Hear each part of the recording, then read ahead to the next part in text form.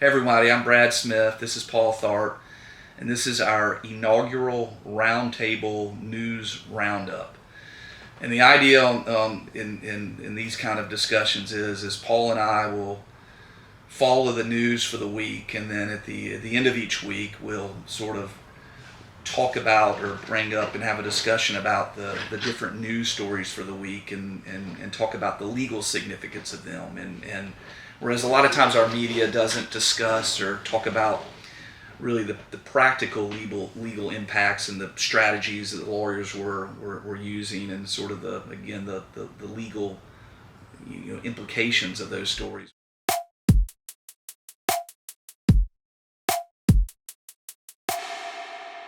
Obviously the biggest legal story in this country right now is the Alex Murdaugh trial, and the state has rested their case today, and the defense has called a few witnesses. So we'll dive right into discussing that case. Well, and that's the case that's in the news right now as we sit here today on Friday, February 17th, is Alex Murdaugh is on trial for the murder of his wife and son on June 7th of 2021.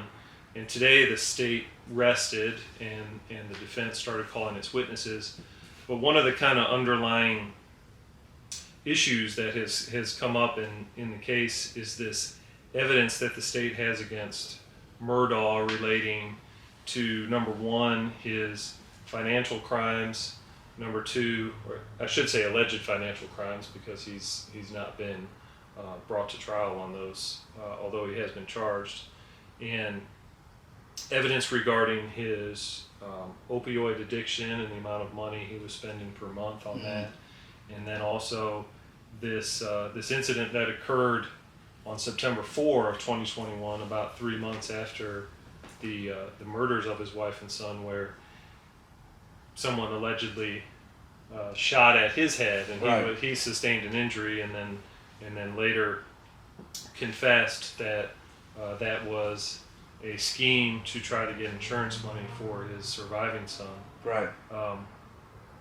But with respect to 404B, there are some exceptions to when matters like those that don't necessarily relate to the murder can come into evidence, such as not to prove the truth of that these things happened, but to prove something else like motive. Isn't that right? Right. I think the hardest thing, and you and I have seen it in our trials, is the hardest thing when trying to explain to a judge what is potentially relevant and what kind of 404B evidence comes in or shouldn't come in is broadcasting why you deem it to be relevant. You and I have run into this before, and then a judge having to sort of understand why we would be using this in the narrative of our case. And I think that's potentially where these lawyers are going is I find in trials it's a lot easier for, without objection, to sort of have the state bring up things that you want them to bring up that you can later nicely tie up into a bow in your final argument to kind of put all the pieces together for the jury. So if the defense is exploring a theme in their case that there's reasonable doubt and there isn't any motive for Mr. Murdaugh to commit these murders, yet there's motive for other people to commit the murders, for instance, people that if he was spending large sums of money on opioids and he owed those kinds of people money, were these murders committed in order, in retribution because he had not paid off those kinds of debts? Was he really going and framing or getting somebody to potentially shoot him to collect insurance proceeds because he needed to pay these individuals off? Was he committing financial crimes with his own law firm because ultimately he needed to pay these people off? And the fact that he didn't have the money to pay these people off, they therefore did what oftentimes people that are in that kind of business do, and they killed people that he dearly loved. Is that the kind of narrative that they're setting up? But they wanted that evidence to come in more from the state than the defense having to go and bring that out in their case in chief and get continuous objection after objection and run into problems with those objections being sustained and then not being able to bring that into evidence. And we in discussing this case had some suspicion that this was the strategy of the defense all along, because the judge overseeing the case, and it's always the judge who decides, right, about what evidence comes in. They're the gatekeeper. And the judge had allowed in some of the alleged financial crimes evidence, but had excluded the evidence about the opioid addiction and Right. the amount of money being spent on that addiction, allegedly, and also the information regarding this roadside shooting involving Mr. Murdaugh 3 months after the murder of his wife and son. And after having ruled that evidence wasn't coming in, then Mr. Murdaugh's own attorney asked questions of a witness in which he disclosed these pieces of information before the jury. And so, what is that called? Opening the door. Right.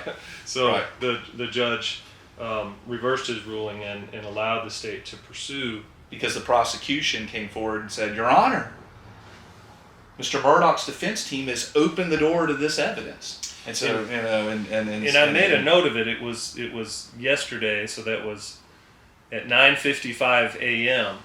On February 16th. The prosecutor, Creighton Waters, he put on the record that this is the defense's strategy.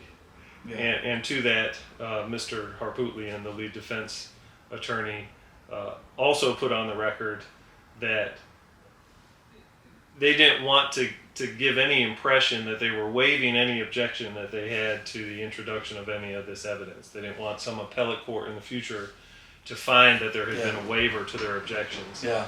But certainly the prosecutor is on to this notion that the defense wanted this information to come out, and which is why they intentionally opened the door.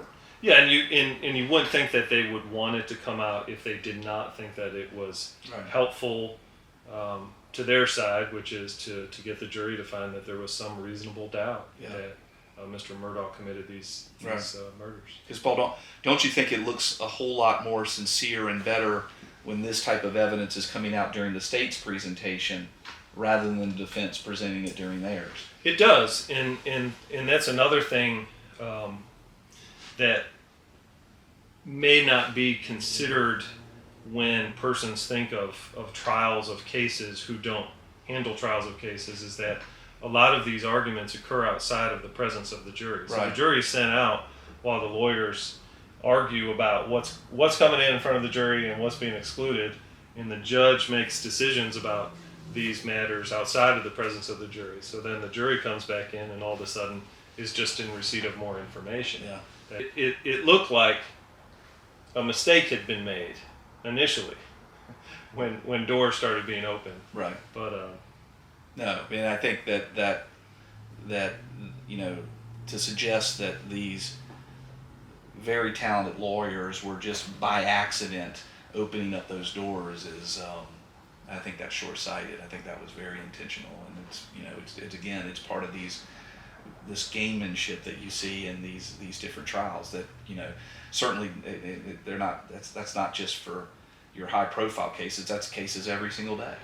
And here's another thing I wondered in looking at this, and I know you have handled a lot of cases through trial in state and federal court, and these issues have come up many times in your cases. Are you looking ahead sometimes even to appeal, and what issues you've got to raise during a trial in order to be able to argue about them later on appeal? Oh yeah, absolutely. And that's probably why they wanted to make sure that they weren't withdrawing their objections, because your strategies on appeal are oftentimes a lot different than the kind of strategies you have in front of the jury. The different issues that an appellate judge may latch their hands onto when reading a very cold record. When we say cold record, it's because records, when the court reporter's sitting there typing things out, they don't put emotion or inflection in voice and the way in which a lawyer may have said it, the way it was ultimately communicated when it was being spoken live. They're reading just a plain transcript, and so the issues that pop out off a transcript are oftentimes a lot different than how they come out in a courtroom. So yeah, you're always thinking toward the next level, toward an appeal, and making sure you preserve these different kinds of legal issues that may not make they may not make any difference at all to a jury, because juries aren't ruling on different legal and evidentiary issues. They're just listening to facts and then making a determination about whether or not the government's met their burden or not. But yeah, you're definitely cognizant of that, and that's kind of the other sort of hand you're playing as well as you're trying a case. And even if the rules are such that if you fail to raise an objection about an issue during trial, it's much more difficult to make an issue out of that on appeal, is it not? Yeah, and you know that well from doing appeals. Right. It both on the civil side and the criminal and the side. criminal Right? side. It's a much more difficult standard of review, and even some issues can just be dismissed. Right, when you don't preserve it during the actual trial. Yeah. So, back to the Murdaugh case, even if these lawyers don't think that they're going to win with some of these objections, even if they're conceding that some of this evidence, if they genuinely want some evidence out, but they know it's going to come in, you still got to object, and you still have to make a valiant effort to keep the evidence out in order to preserve that issue for appeal later. Because you think about how many even high-profile cases have the conviction has been reversed on appeal and the defendant has been given a new trial. And as we say all the time in the realms of criminal defense, criminal cases don't age well like fine wine. The older they get, oftentimes the worse they get. Witnesses leave town, die, evidence gets lost, and so, oftentimes when things are tried again and again, they don't get any better for the state during those second and third time it goes around. So that is something this defense team is certainly probably thinking about as they try this case. And we've done some cases in front of judges that I would call experts in the rules of civil and criminal procedure, and we've learned that with respect to those 404B or evidence of other crimes, evidence of bad character, a lot of the analysis from the judge's perspective comes down to, is there when in time did these other events occur? Yeah. So temporal limitations, and then number two, what is the subject matter of these other one, and how does it play into this issue of prejudice, which comes from another rule, right? Rule 403, where a court has to balance, the tendency of the evidence to speak to a relevant issue versus the prejudice to a defendant in allowing, or a plaintiff in a civil case,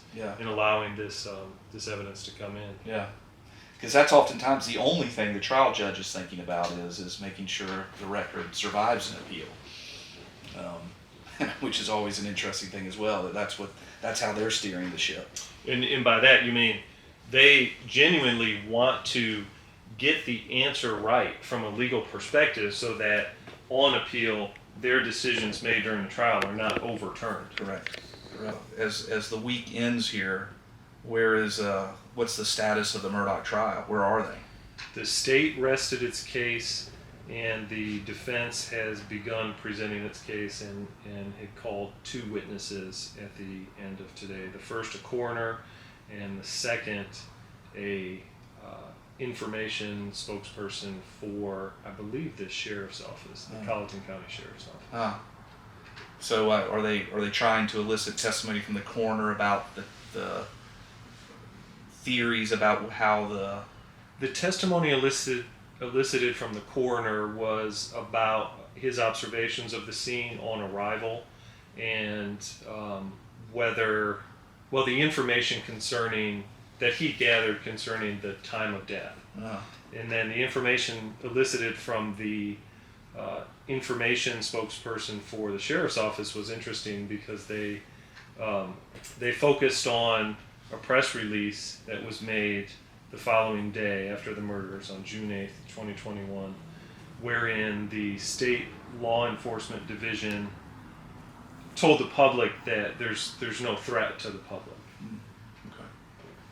So it will be interesting to see what the defense is going to do with that information. I would imagine that it is suggesting with that testimony that there was only ever one suspect in this case from the get-go. Well, one of the pieces of information that came out that was new in this case during the trial has been this recording taken down in the dog kennels at about 8:44 p.m., which is shortly before the murders, and three voices are heard on the recording, at least according to numerous witnesses. And one of those three voices is the defendant's.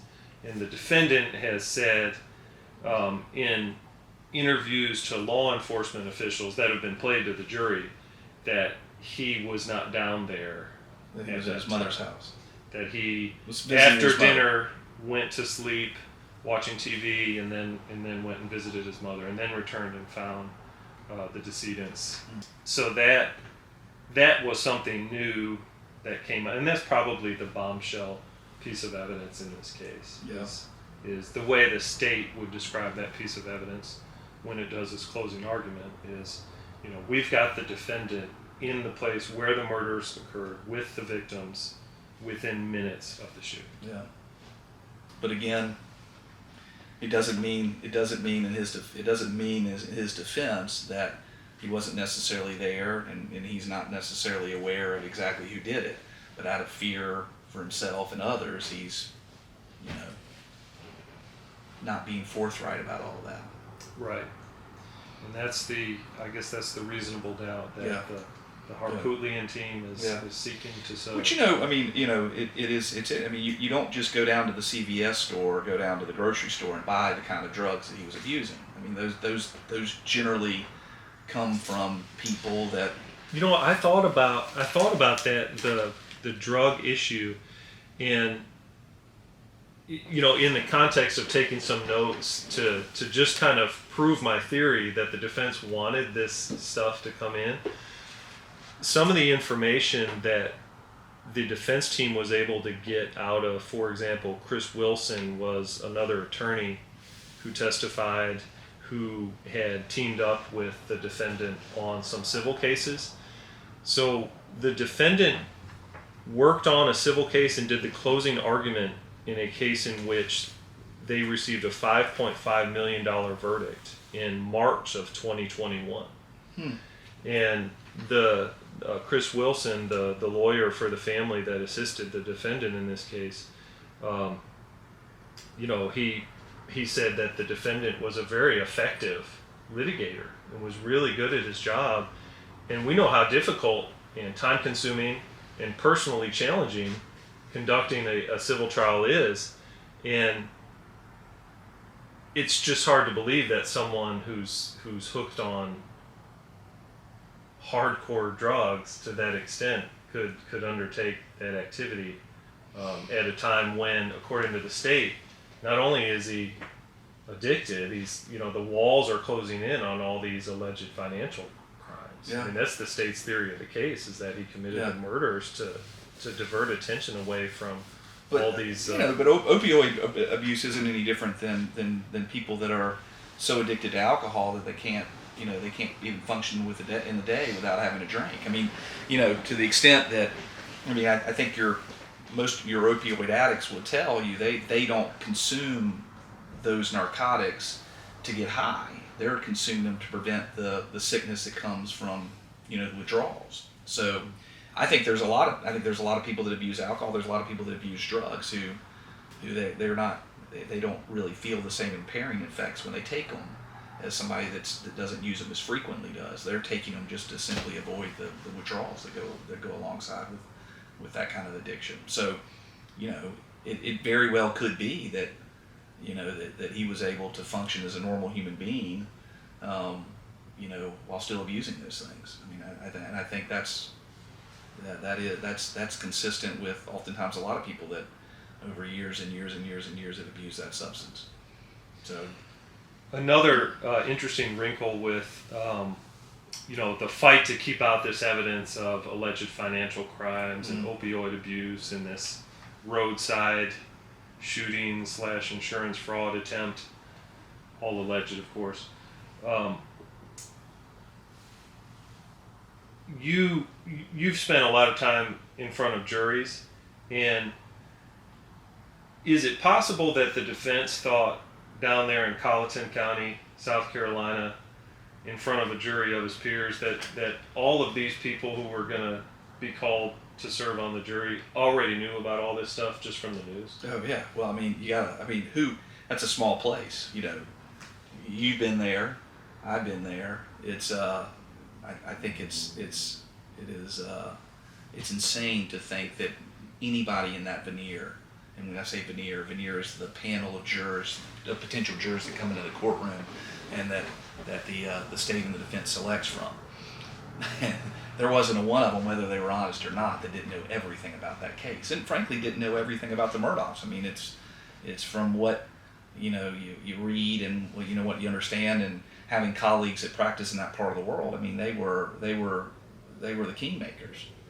I mean, and so have you had that happen in your practice where you kind of sense that the community already knows about this bad information about my defendant or about a civil claimant, and somehow through the trial of the case you allow that information to come in order to deal with it, or this idea in legal cases of rehabilitating your own witness or your own client? It's interesting.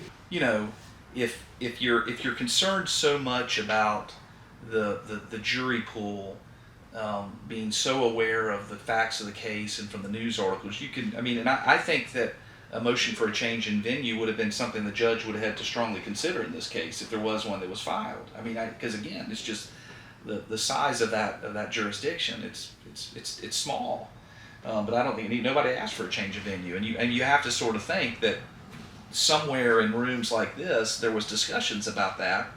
And whether or not that was something they needed to do, but I'm guessing that if they chose not to, that was done intentionally, because there's a lot of things that I think that jurors and that community knew about what was going on with his family, and they wanted to use those as themes in their defense. And do you think that in suggesting that these criminal gangs were somehow involved in this, that the defense is playing on the fears that the community already had in these criminal gangs prior to any of this happening? Absolutely. Yeah. I mean, I think what a lot of people don't realize is Alex Murdaugh, he's not having to prove his innocence. He's putting on evidence. He's begun putting on evidence today. But the judge is not going to instruct the jury that his burden is to prove his innocence.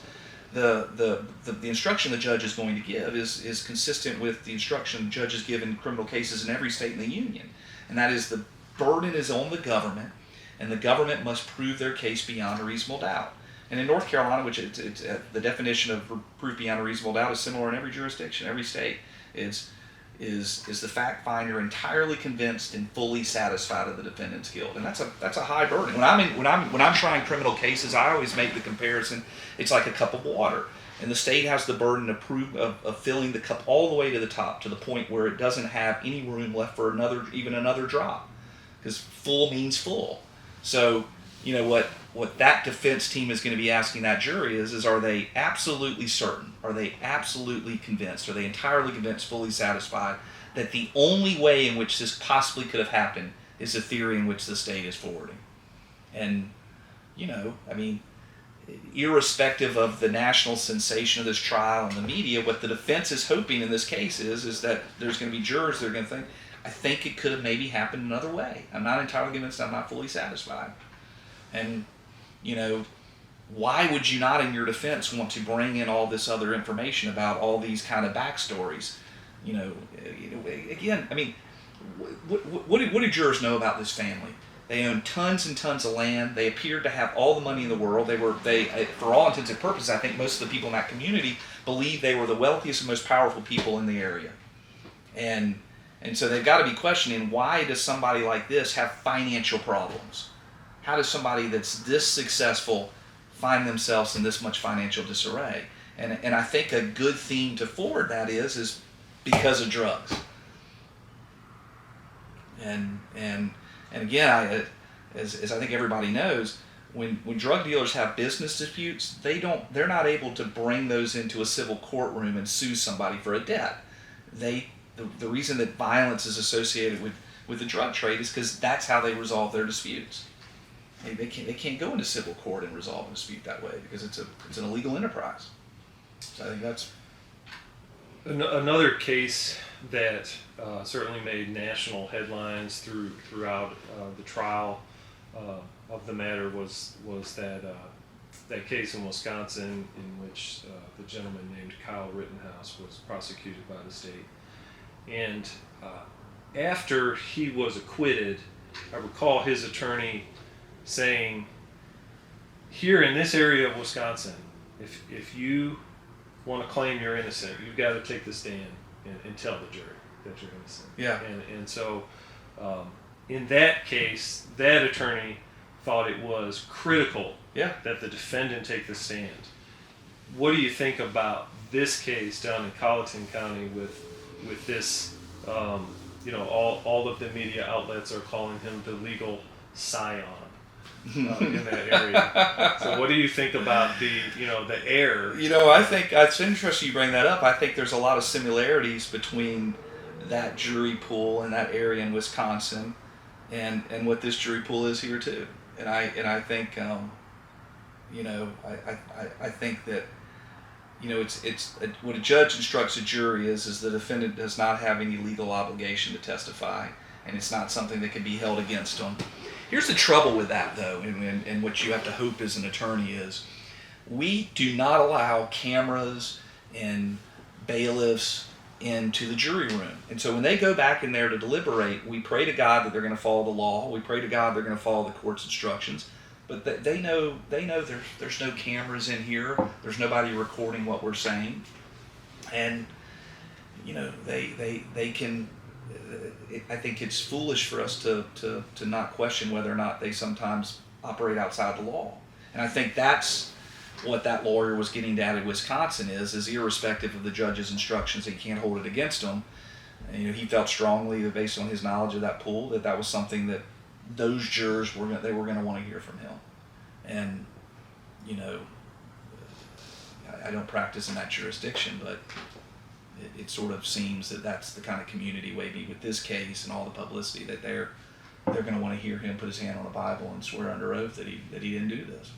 Certainly, it's the $1 million question as we go into the weekend, and another week 5 of this trial looms.